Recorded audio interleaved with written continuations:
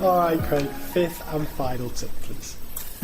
Fifth and final tip, sent this over as the secret to a happy life.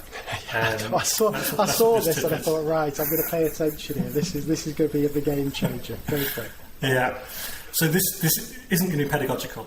And this isn't aimed at anyone with sort of serious mental health problems and the intention not to demean or undermine anyone going through that. But it's sort of the rest of us that spend our life fluctuating between feeling invincible on the top of the world and then being a bit grumpy sometimes. And teaching can be so rewarding. It can be lonely and it can be stressful and it can be really pressured as well. I was at a conference, one of the sort of summer conferences, a few years ago, and every speaker was pretty dull, and they had one person booked for a double over lunch. I was like, oh great, 2 hours of dullness instead. And it was the most incredible 2 hours of my life. It was a man called Andy Cope, Dr. Andy Cope, who is the UK's self-professed Doctor of Happiness, and he wrote his thesis on is it possible to be happier without anything within your life changing. And it was great, and he gave 5 tips. I won't give them all because I'm running out of time and I don't want to take his job off him. But a few tips he gave that just resonated. Number 1 was, when you get home or when you wake up in the morning, be the best you for 5 minutes. So you've probably had a horrible day, or sometimes you've had a horrible day. And the temptation is, as soon as you get in, this is your place where you've got your partner or your children or your cat, and you unwind and you let loose. Don't. Take a pause before you knock on the door or put your key in the door and just think, right, for 5 minutes, I'm going to be positive. I'm going to ask what other people are doing. I'm going to bask in their happiness from their day and what they've achieved. And it's important to have people to offload to, but not when you walk in. You don't want the sort of Pavlovian reaction of, oh, the door's going, right, another moan's about to happen. So it's sometimes about other people's happiness as well. But if you do that for 5 minutes, you make a concerted effort to be happy. It might also just change your mood a little bit when you go on in the rest of the day. So that was one tip. Another one was stop wishing your life away. I think teachers are awful for this. If you're in your 30s, you've got about 2,500 weeks or so to go. So imagine starting a half term on a Monday and going, oh, 6 weeks to go. So you're wishing for a shorter life. Don't say 6 weeks to go. Find the joy in a Monday morning, in a Wednesday, in a Friday period 5. Stop saying, I wish it was Friday already, or 2 days to go, or it's hump day today. Teachers are the worst. As soon as a half term starts, this is a short one. What are you talking about? This is your life. It's finite. Enjoy it. Find the little things. And with that, he's then spoke about hygge.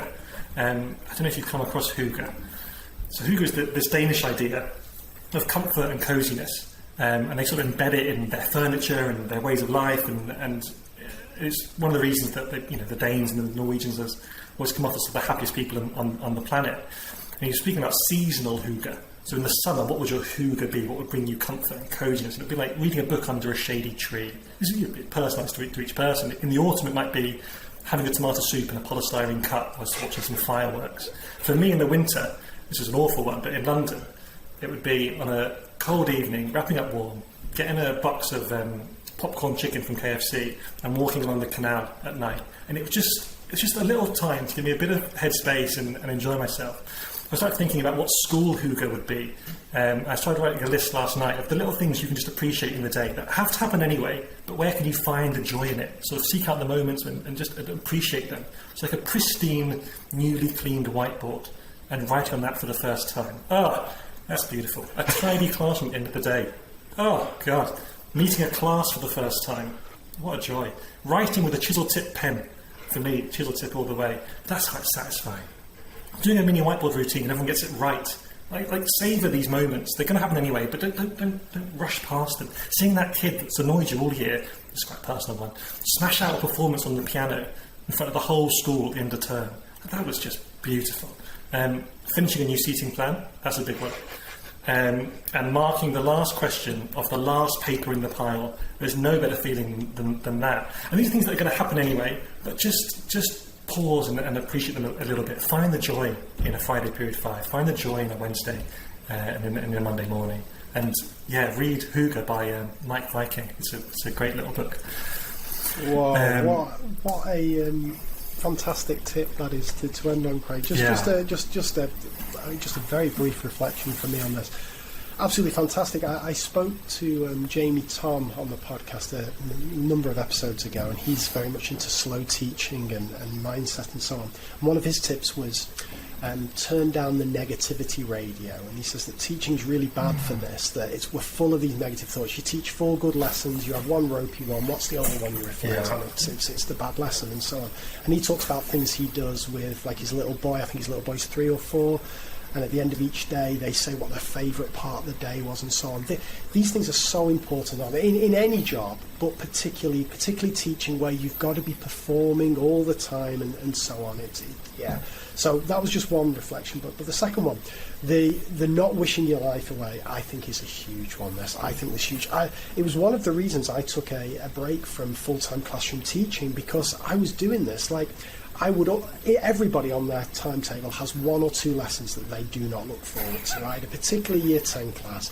I would have them Thursday period 6 every week, last lesson of the day, and I would dread it. And I would dread it I'd be happy at the end of Thursday period 6, but even Friday mid-afternoon, I'd start thinking, in 4 days' time, I'm going to be... and it would hang over me all weekend, and it was hard. And you always have something like this. There's always something in the week that you dread, and if you're anything like me, it doesn't matter if you've got something to look forward to, it's the dread that kind of overshadows this. And also related to that is because the teaching year is divided up into 6 half terms, you're never that far away from a holiday, so you're always like, it's always a countdown, 5 more sleeps and all this kind of stuff. And the years just tick away. They just tick away. And, before you know it, you're old, you're cynical, and, and all these moments have kind of gone. So this is a big thing that I'm reflecting on, and I'm really pleased you've mentioned this. And there's some lovely ideas. I'm terrible. This is the last thing I say. I promise I shouldn't be here. But I'm terrible for that. As soon as I walk through the door, the moaning comes out. But I'm going to do that now. Be my best me for 5 minutes. I think. In fact, I'm going to try this, because what I could do is, listeners won't know this because I've cutted it out, but Alexa just went through. My wife interrupted a podcast. That's a cardinal sin in this house. So I could go down and be dead grumpy, but what I'm going to do, I'm going to be my best me for 5 minutes and see what that gets us. Craig, that's absolutely brilliant.